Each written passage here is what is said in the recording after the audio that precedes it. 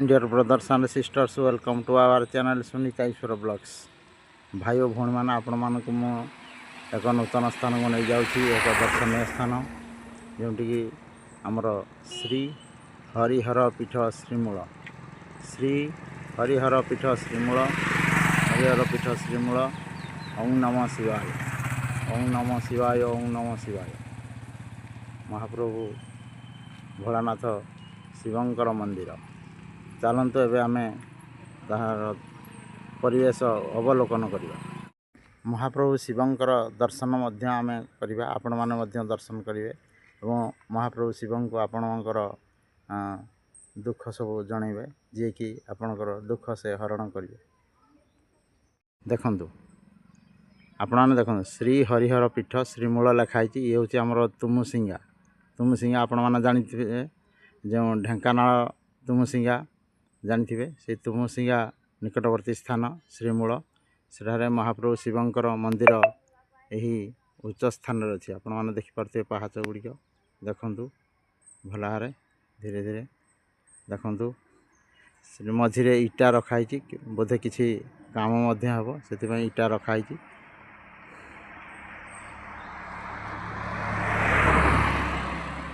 ये हूँ आमर कंटापाल को जीवा रास्ता मेन रोड यहाँ हूँ कंटापाल को जीवा रास्ता। बर्तमान मु अन्य एक रास्ता दे जो अच्छी एक माटी रास्ता आपण मैंने देखिपे से रास्ता दे ऊपर को जी और ऊपर तार भिजुआल आपण मानक मु दृश्यमान कराइबी। तेणु आपण मैंने काल मिलन न करी जदि सुनीता ईश्वर ब्लॉग्स चैनल को सब्सक्राइब करना तेज सब्सक्राइब करूँ एवं एभली नुआ नुआ जगह बा नुआ नुआ स्थानर वीडियो देखिबार सुजोग नियंतु।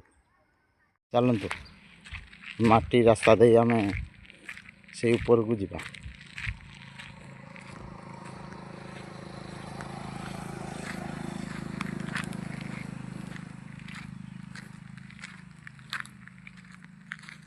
चतुर्पार्श्व को आपण लक्ष्य रखु देखु सुंदर परिवेश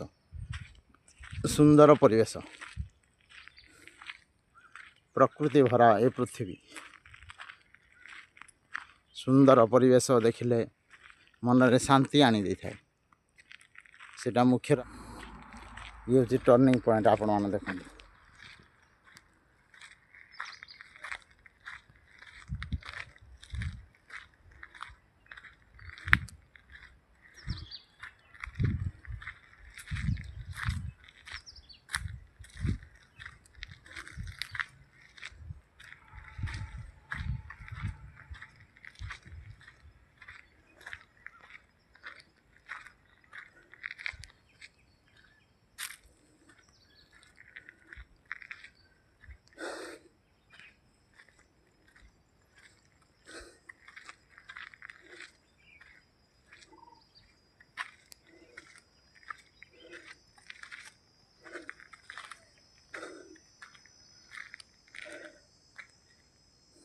देखु एठारे बाली गदा जाइछि गृह कार्य पाई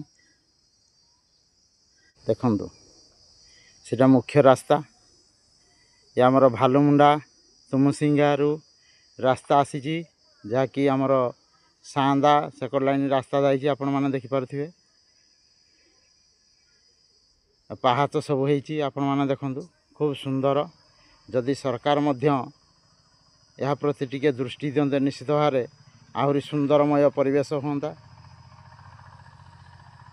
देखु पहाच को आपण मैंने देखिपे से मुख्य रास्ता सेकड़ ये धीरे धीरे आपण मैंने आसी यही श्रीमूल जो प्रभुंकर पीठटारे आपण पहुँची पारे के जानी कौन प्लानिंग होई ए सब तैयारी होची आपण मैंने देखु एठारे माटी इटा किछि मध्य गदा होइछि जा हो किछि सहयोग अच्छी मंदिर प्रति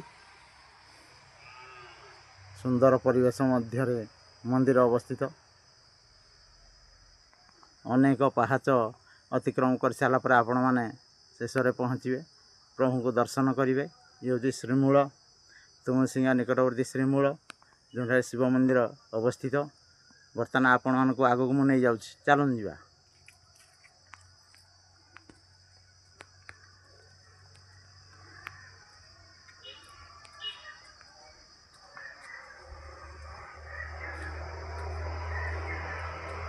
ओम नमः शिवाय।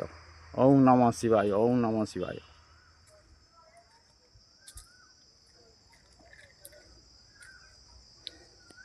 शौचालय मध्य करा जायछि, व्यवस्था कराई।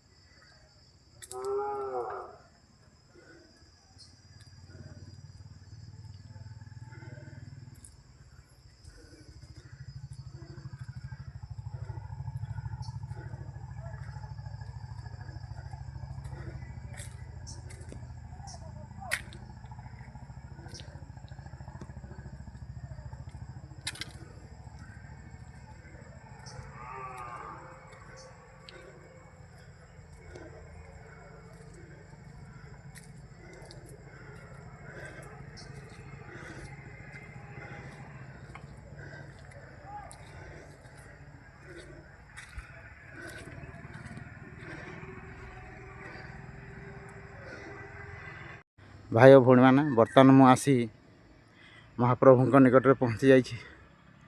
आपण मैंने देखु से पार्श्व मध्य मंदिर काम चली। आपण मैंने देखिपे गचरे कि नेत बंधाई। ये हूँ भक्त मानकर मनस्कामना पूर्ण करने से माने सब बांधी। देखो ये कलसी गुड़ाए अच्छी, बोधे कलश यात्रा होता शिवरात्रि समय एठारे उत्सव मुखरित होता है।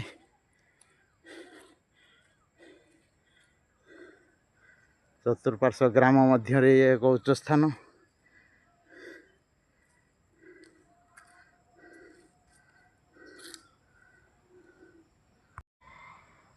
महाप्रभु को दर्शन करंतु। आपण मैंने देखु खूब सुंदरमय स्थान। चतुर्पार्श्व को लक्ष्य करंतु। चतुर्पार्श्व किभली ग्राम देखु। ये हूँ आमर ढेंकानाल जिला तुमुसिंगा थाना अंतर्गत श्रीमूल ग्राम।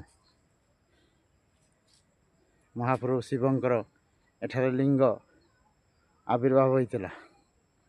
अनेक दर्शक मानकर भिड़ होता है।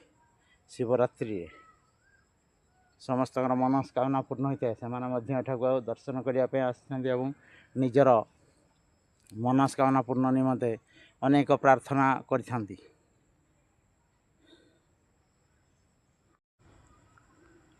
निकट में देखु एक आड़ी बंध आपण मैंने देखिपे। देखु आड़ी बंध प्रचुर पानी अच्छी वर्तमान। तेरे सरकार को एतिक निवेदन करुछि आपण मैंने टिके या प्रति दृष्टि दिंतु, जद्वारा कि यार उन्नति निश्चित भाव हेब।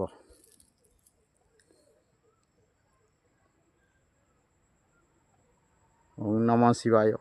ओम नमः शिवाय। ओम नमः शिवाय। प्रभु शरण शरण शरण।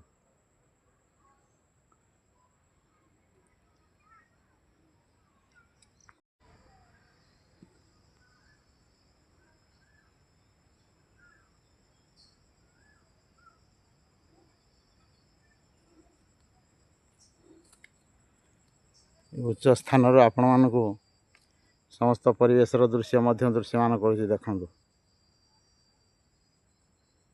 सुंदर परिवेश मध्य से भोलानाथ सदाशिव भोलानाथ प्रभु विराजमान ठारे करछन्ति। आपण मन समस्ते आसी दर्शन करंतु एवं निजर दुख को जनातु। दुख निश्चित हरण करिए सही नीलकंठेश्वर। देखंतु बहुत गुड़ाए पहाच एठारे अच्छी। निश्चित भाव टे ऊपर को आसला धई सई लगे मत धई सई लगुच। तो धीरे धीरे बर्तमान ओह्लैवा।